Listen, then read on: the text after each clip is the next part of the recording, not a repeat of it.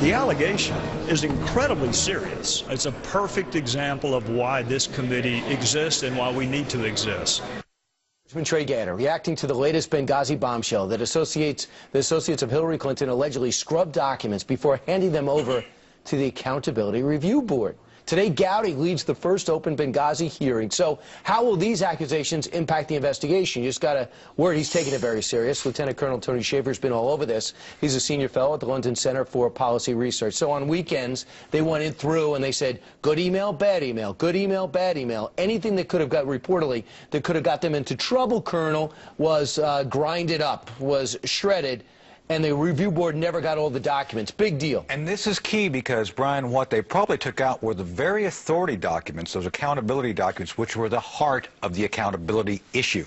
And let me be very clear on this. What they probably took out were documents with direct signatures, where people signed off on things and or initial things. A lot of the time you get a packet and the principal then will review it and then initial off on it. So I think what happened was anything that had direct, someone putting pen to paper showing they saw it, was completely pulled out. And that's what the Accountability Review Board should have been focused on most viciously. And I said this, I said this a couple of days ago when this came out. They should be more outraged than everyone, because it's Admiral Mullen, Ambassador Pickering's reputation on the review board that came to those conclusions, but they didn't have all the information. Clearly, this would have indicated other directions their investigation could and should have gone and didn't. So yes, absolutely. Now they're the ones on the hook for saying, you know, because like we didn't have a complete investigation, but I don't see them actually saying right now here that we need to get the rest of the documents into the mix. And when you were saying things with signatures on it, for example, if the Secretary of State signed off on something, she clearly knew about it. If she signed off on the securities situation. Or denial. Or deny it. She could no longer deny it.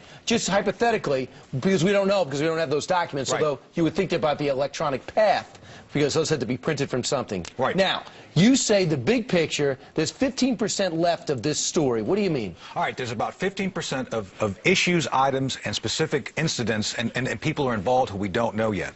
We're getting close to the end here, but this last 15%, Brian, is going to be the most difficult to get to, because all roads lead to principal officers. Some of these documents we're now talking about were probably the direct link to some of the bad incidents, to include the holy grail here that no one wants to talk about, is the obtaining of weapons from the Libyan rebels, moving them out of country to the Turks, through Turkey to the Syrian rebels. Some of those rebels ended up being the ISIS threat we're now facing. So you mean this is like almost like a mini Iran-Contra thing? Absolutely. And that's, I think, why Mr. Cummings, Representative Cummings, has been pushing so hard to the left to say, we've answered all the questions. They haven't.